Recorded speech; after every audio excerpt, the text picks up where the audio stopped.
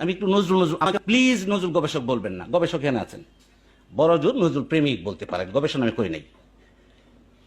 নজরুল একবার, নজরুল কাজী নজরুল ইসলাম সাহেব পড়াশোনা করতে এক দারোগা রফিজুদ্দিন, আপনারা জানেন এখানে পড়তে এসেছে আমাদের ময়মনসিংহে। সেখানে আগে ছোটবেলায় ওনারা জানেন আগে রচনা মুখস্থ করতে দিত। গরুর 4টি পা আছে, 1টি লেজ আছে, শিং কাজে লাগে, চামড়া দিয়ে এই ব্যাগ হয়, দুধ উপকারী, ঘাস খায়, গৃহপালিত, মুখস্থ করতে হতো।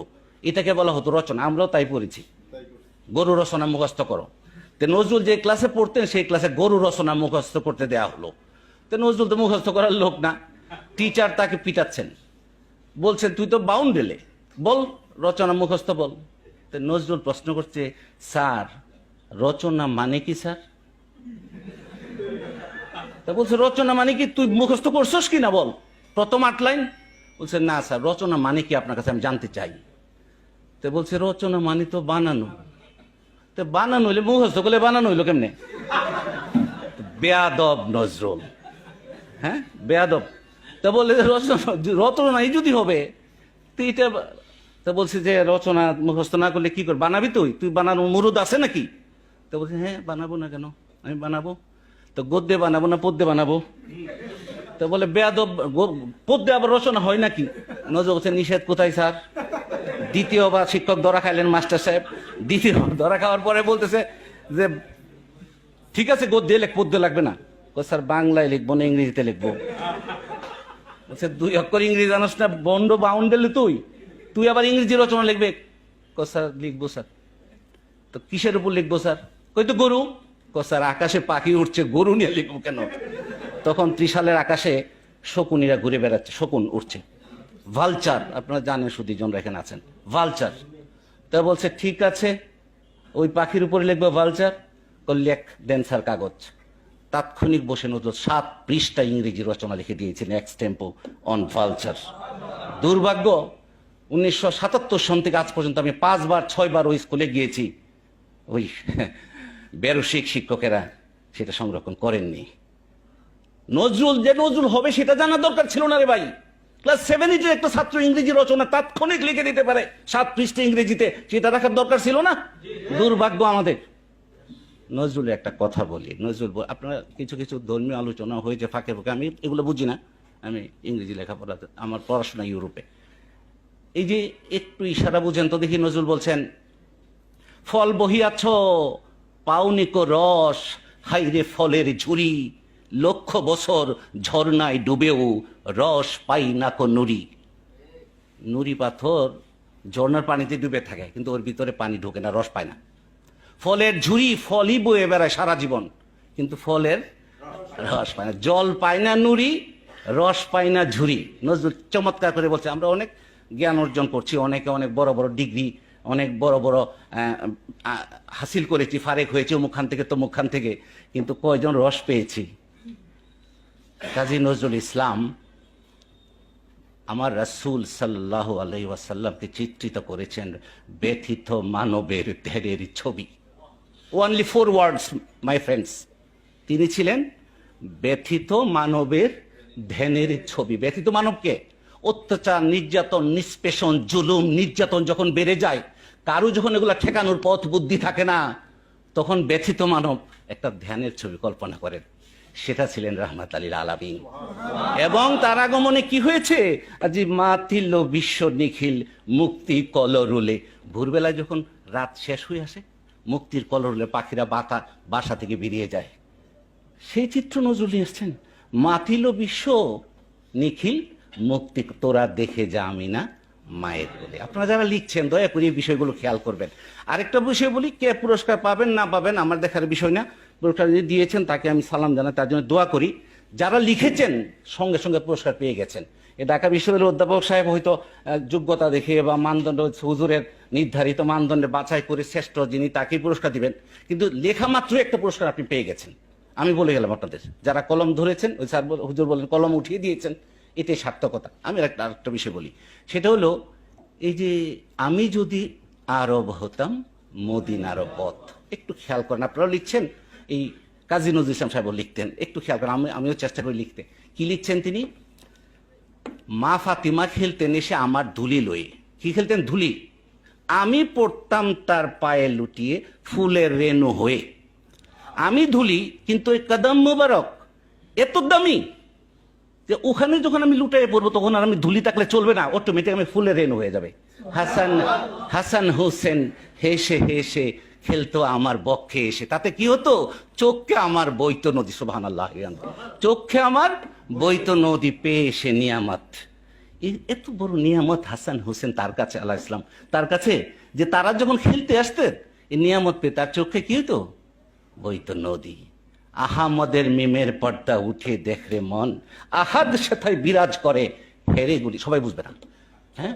মিম হারাফ না থাকলে যে আহাদ, নামে মাখাজার শিরিন শাহাদ, নিখিল প্রেমাস্পদ আমার মুহাম্মদ, ত্রিভুবন উজালা মুহাম্মদ মোস্তফা সাল্লাল্লাহু আলাইহি। দেখেন এই যে রাসূল পাক সাল্লাল্লাহু আলাইহি ইসলামের যে অমীয় সুধা, তার যে বাণী, তিনি কি করেছিলেন?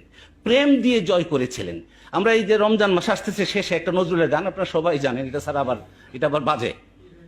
শেষের 4টা লাইন কিন্তু আমি জানি না এখানে 2-4 জন ছাড়া আমরা জানি কিনা। ওই গানের শেষের 4 লাইন কি কেউ আমাকে বলতে পারবেন? ওমন রমজানের রোজা শেষে, গানের শেষের 4 লাইন এই যে একজন পাওয়া গেল। তোরে, এই যে প্রেমের বিষয়টা আসছে, তোরে মারলো ছুঁড়ে জীবন ভরে ইট পাথর যারা, সেই পাথর দিয়ে তুলরে গড়ে প্রেমেরই মসজিদ। এই যে প্রেম, হিংসা, হানাহানি, জঙ্গিবাদ, ওটা তো রাসূল সাল্লাল্লাহু আলাইহি ওয়াসাল্লাম তিনি শিখেছেন কে? তলোয়ার তুমি দাও নাই হাতে, দিয়েছ অমর বাণী। হ্যাঁ, ক্ষমা করো হযরত, তোমার বাড়িরে করিনি গ্রহণ, ক্ষমা করো হযরত, ভুলিয়ে গিয়েছি তব আদর্শ, তোমার দেখানো পথ, ক্ষমা করো হযরত। এবং এই জায়গাটাতেই আসল প্রশ্নটা আসে। আজকাল এমনও শুনতে হচ্ছে, বড়ই দুর্ভাগ্য আমার, এমনও শুনতে হচ্ছে যে নবীজি সাল্লাল্লাহু আলাইহি ইসলাম মধ্যে লিমিটেশন ছিল, তিনি আমাদের মতোই মানুষ ছিলেন। একটা ছোট্ট কথা বলে, আমার ধর্মীয় জ্ঞান নাই, মাফ করবেন আমাকে, ছোট্ট একটা প্রশ্ন আমি শুধু রাখি, যারা লিখছেন, আমি শুধু তাদের পেয়ে একটু উত্তেজিত হয়ে যাচ্ছি, এদের পেয়ে ছোট্ট করে একটা জিনিস যদি আমরা খুব ছোট্ট করে বোঝার চেষ্টা করি। আল কোরআন, নজরুল বলছেন, আল কোরআনের জাহাজ বোঝাই হীরা চুনি পান্নাতে, লুটে নেড়ে লুটে নে সব, ভরে তোল তোর শূন্য ঘর, ইসলামেরই সৌদালয়ে এলেন নবীন সৌদাগর। নতুন নতুন সৌদাগর এসেছেন কি নিয়ে? আল কোরআন নিয়ে। আচ্ছা, এই জায়গাটাতে এই যে জিনিসটা একটু খেয়াল করার আছে, আল কোরআন যে বিশ্ববাসীর সামনে আসলো, প্রতিটা বাণী, প্রতিটা হরফ প্রশ্নাতীত, কোনো প্রশ্ন করা যাবে এবং করা যায়ও নাই, যাবেও না কোনোদিন। তাই যদি হয়, জিব্রাইল আলাইহিস সালামের মাধ্যমে আল কোরআন সরাসরি তো আমাদের কাছে আসে নাই, সরাসরি কি আমাদের কাছে আসছে ওনার কাছে, যিনি আল্লাহর হাবিব ইমামুল মুরসালিন, যিনি রাহমাত লিল আলামিন, তার কাছে এসছে। তিনি এসছেন, বিশ্ববাসীকে বলেছেন যে এই হলো আল কোরআন, এবং এর এক চুল পরিমাণও আল কোরআন না, এক চুল পরিমাণ বেশিও আল কোরআন না। তাই তো, সহজ হিসাবে যদি বুঝি ধর্মীয় বিষয়, তাই যদি হয়, তাহলে যদি যিনি আমাকে মহান আল্লাহর শ্রেষ্ঠ উপহার আল কোরআন, যিনি যার পাক জবান দিয়ে আমি পেলাম, তাকে নিয়ে যদি আমি প্রশ্ন তুলি, তিনি যা নিয়ে এলেন তা নিয়ে কি প্রশ্ন উঠে যেতে পারে না? আমরা যেসব বেকুবরা এই জায়গাতে এখনো ভুল করছি, তাদের ভিতরে সাবধান হওয়ার সুযোগ আছে, প্রয়োজন আছে, এখনো সাবধান হওয়ার প্রয়োজন আছে। তার সম্পর্কে প্রশ্ন করলে তিনি মহান আল্লাহ পাকের তরফ থেকে বিশ্ববাসীর জন্য শ্রেষ্ঠ যে উপহার নিয়ে এলেন আল কোরআন, সেটা নিয়ে তো প্রশ্ন উঠে যাবে। কাজেই সতর্ক হতে হবে। ইসলাম, এই ভারতবর্ষে আমরা হিন্দুস্তানের মানুষ, 10-20 পুরুষ আগে, 30 পুরুষ আগে সবাই মোটামুটি খুঁজলে দেখা যাবে আমরা ওই ধর্মেরই বিশ্বাসী ছিলাম। কিন্তু আল্লাহ পাকের মেহেরবানিতে আমরা কালেমা পড়েছি, ইসলামের তৌহিদের প্রেমের সর্ব মানুষের ভালোবাসার ধর্মে দীক্ষিত হয়েছি। কিভাবে? যারা নিয়ে এসেছেন। আজকেও আমরা যাই, আজকেও আমাদের ভাইয়েরা যাই, বিভিন্ন জায়গায় যাই, ধর্মের কথা বলি, শুদ্ধ উচ্চারণ শেখাতে চেষ্টা করি, আমল সম্পর্কে বলি, ওকে। কিন্তু তখন কি অত সোজা ছিল বিষয়টা? সম্পূর্ণ বৈরী পরিবেশে নিজের জীবনের আরাম আয়েশ ত্যাগ করে যোগাযোগও ছিল না তখন, এখন তো আমরা কয়েকজন মিলে এক জায়গায় গেলাম, সফরে মেহনত করলাম, হয়তো ফায়দা হল, যা যা করি করলাম, ভালো ধর্মীয় জিনিস, ও তো আমি কোনো সমালোচনা করব, ভালো জিনিস, ভালো। কিন্তু তাদের এটা যদি ভালো হয় সেটা তো আরো বেশি ভালো, আরো বড় কুরবানি, আরো বেশি ত্যাগ, আরো বেশি কষ্ট। শাহজালাল ইয়ামিনী রহমতুল্লাহ একে একে যদি বলতে থাকি সারা বাংলার জমিনে, এই হিন্দুস্তানে হযরত, আমার এক বন্ধু বলছে কি জানেন, আমি একবার গেলাম ভারত সফরে আমার পরিবার নিয়ে, বললেন যে কই কই যাবা, তাই আমি বলছি অমুক অমুক জায়গা যাবো, আর আমি আজমির শরীফে খাজা মাইনুদ্দিন চিস্তি সানজেরি আজমেরি রহমতুল্লাহ ওখানে একটু ফাতেহা দোয়া পড়বো, দোয়া পড়ে আসবো। ওখানে এই করবা? আরে মানুষ খালি খাজা খাজা করে, খাজারই তো খবর নাই। নাউজুবিল্লাহ। চিন্তা করেন একটা উচ্চ শিক্ষিত মানুষ কি পরিমাণ মূর্খ হতে পারে, সে কি একবার জানার চেষ্টা করেছে? কি পরিমাণ মূর্খ, আশ্চর্য। এত এখানে আপনাদের একটু কাজ আছে ভাই, এখানে একটু কাজ আছে। এই যে যারা আল্লাহর দ্বীনকে নিয়ে এলেন, যাদের চোখে পানি ঝরেছে, যারা রাতের রাত ঘুমান নাই, তাদের যে কোরবানি, তাদের যে ত্যাগ, এই বিষয়গুলো কিন্তু লেখায় নিয়ে আসতে হবে, মানুষকে জানতে দিতে হবে। আজকে আপনাদেরকে আমি ইয়ে করি, আরেকটা যদি সুযোগ থাকে, এটা তো একটা ফোরাম, যদি অন্যভাবে সুযোগ থাকে, আমাদের যে ইয়েরা আছে, আমাদের যে মা বোনেরা আছে, যদি কোনো ইয়ে থাকে হুজুর আপনার অন্য কারো দিয়া, তাদের মধ্যেও এটা মানে নিশ্চয়ই ওনারাও সত্যিকার সহি শুদ্ধ জ্ঞান, ধর্মের শুদ্ধ জ্ঞানটা যেন প্রচার প্রকাশিত হয়। আমি এখানে যে জিনিসটা আরেকটু বলার লোভ হচ্ছে আমার, নজরুল দেখেন এই যে ইয়ের কথাটা বলছেন, এই যে ইসলামের যে সুন্দর জিনিসগুলো, সৌন্দর্যগুলোরই ফুটিয়ে তুলতে যে প্রথমেই রাসূল পাক সাল্লাল্লাহু আলাইহি ওয়াসাল্লামকে নিয়ে আসছেন। কেন নিয়ে আসছেন? আল কোরআনের লিভিং প্র্যাকটিস ছিলেন তিনি নিজেই, তার জীবনটাই ছিল আল কোরআনের মানে বাস্তব মানে প্রয়োগ। তাই যদি হয় সেই প্রয়োগটাকে আমাদের জানতে হবে। হ্যাঁ, বলছেন যে ওরে মুসলিম তোরা থাম। কেন থামতে বলছেন? আমাদের চিন্তা চেতনায় শুধু এদিক সেদিক ছুটে বেড়াচ্ছি, ধ্যানের কথা নয়। আমার একজন আত্মীয় মারা গেলে আমার চোখ দিয়ে পানি ঝরে, এমন যদি হতো আমার চোখ দিয়ে পানি পড়ে না কোনোদিনও, সেটা এক কথা ছিল। কিন্তু আল্লাহ রাসূল যিনি উম্মত ত্রাণ তব জপমালা, নজরুল বলছেন, কাজী নজরুল ইসলাম বলছেন, রাসূলুল্লাহ সাল্লাল্লাহু আলাইহি ওয়াসাল্লামের জপমালা হলো উম্মত ত্রাণ তব জপমালা। তো যার জপমালাই হলো উম্মত ত্রাণ, এবং রাসূল সাল্লাল্লাহু আলাইহি ওয়াসাল্লাম ততক্ষণ আল্লাহ পাকের কাছে বারবার শুধু তার ইয়েদের উম্মতের পানা মুক্তির জন্য একের পর এক চাইতে থাকবেন, সুপারিশ করতে থাকবেন, অনুরোধ করতে থাকবেন, তাকে বোঝা, তার প্রেমের আলোয় আলোকিত হওয়ার জন্যে। আমি যদি একদিন সুযোগ হয় এরকম, হুজুর আমাকে ঘন্টাখানেক 1-1.5 ঘন্টা সময় দিলে, আমি যদি সুস্থ থাকি, আমার খুব ইচ্ছা, এই যে দেখেন গোলাম মোস্তফা, এই যে তার একটু প্রশংসা করে নেই, এটা কিন্তু অনেক বড় একটা, আমার এই যে সেলিম জাহাঙ্গীর সাহেব বলেছেন, এটা কিন্তু অনেক বড় কাজ করেছে, এবং এই জন্য তার কম কষ্ট করতে হয়নি।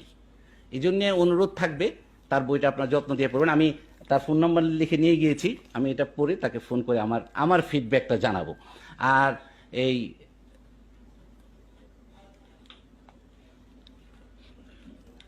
এই যে কোরবানির ব্যাপারটা আছে না, কোরবানির কথা যখন আসছে, তখন কিন্তু মোটামুটি সকলেই কোরবানিটাকে, কোরবানি নিয়ে, কোরবানি হলো খুন, কোরবানি হলো হত্যা, কোরবানি হলো বর্বরতা, এরকম লিখে এক ডিসি সাহেব প্রবন্ধ লিখছেন।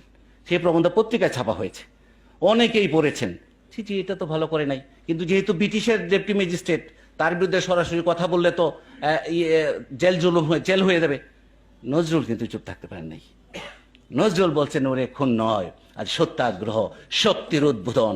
এই দিন মিনা ময়দানে পুত্র স্নেহের গর্দানে ছুনি হেনে খুন করিয়ে নে রেখেছে আব্বা ইব্রাহিম, সে আপনার রুদ্রপণ। ওরে হত্যা নয়, আজ সত্যাগ্রহ, শক্তির উদ্বোধন। চুপ, খামোশ রুদন। অনর্থক কান্নাকাটি কেন? এটা তো আব্বা ইব্রাহিম তার পণ রক্ষা করেছেন পুত্র স্নেহের গর্দান দিয়ে। সে নজরুল কিন্তু প্রতিবাদ করেছেন, এবং পরবর্তীতে জানা যায় এই প্রতিবাদের কারণে তাকে আর জেল জুলুম খাটতে হয় নাই। ওই যিনি প্রবন্ধ লিখেছিলেন ডিসি সাহেব, উনি তার কাছে ক্ষমাই প্রার্থনা করেছিলেন যে সরি আমি বুঝতে পারি নাই। তো এই তো নজরুল। এবং এই যে আমরা যে প্রতিটা পর্বে পর্বে আপনি দেখেন, তোর দিল খুলবে পরে, ও তোর আগে হলো খাত, দে জাকাত তোরা দে রে জাকাত। তুই তোর দিল পরে, তোর দিল বলছে যে আমার পরমপতি আল্লাহ পাকের জাত সম্পর্কে দেখেন নজরুল এই যে সূরা ফালাকের যে সূরা ইখলাসের যে ব্যাখ্যা করেছেন, আর অভাব শব্দটা ছাড়া আল্লাহ সামাদকে উনি ব্যাখ্যা করেছেন, আল্লাহ পরম প্রিয়তম মোর, আল্লাহ তো দূরে নয়, নিত্য আমারে জড়াইয়া থাকে, পরম সে প্রেমময়। আসলে অনেক রাত হয়ে গেছে, তো আমি নজরুলে ঢুকে গেলে দেখা যাবে 1-1.5 ঘন্টা প্রোগ্রাম সব মিস হয়ে যাবে। আমি শুধু কৃতজ্ঞতা জানাই আমাকে ডেকে আনার জন্য। আমি এখানে দেখেন সবাই একরকম, আমি কিন্তু একটু ভিন্ন পোশাক, ভিন্ন। আপনাদের এই মজলিসে বসার আসলে আমি যোগ্যতা রাখি না, কিন্তু আমার প্রিয় মানুষ যখন ডাকেন দেখেন কিভাবে তাকাই আছে। তারে এই উনার যেন ভালোবাসায় থাকি এবং ওনার জন্য দোয়া পাই, এবং যারা আছেন এখানে মুরব্বীরা সবার কাছে আমি দোয়া চাই। ইসলাম শান্তির ধর্ম, হিংসা, নিন্দা, পরচর্চা বা আঘাত করার ধর্ম ইসলাম না, প্রেমের ধর্ম, মুহব্বতের ধর্ম। সেটা রাসূলুল্লাহ সাল্লাল্লাহু আলাইহি ওয়াসাল্লাম যে জন্য এসেছিলেন, প্রেম দিয়ে কর বিশ্ব নিখিল, ইসলামে মরিদ। সবাইকে ধন্যবাদ। আসসালামু আলাইকুম।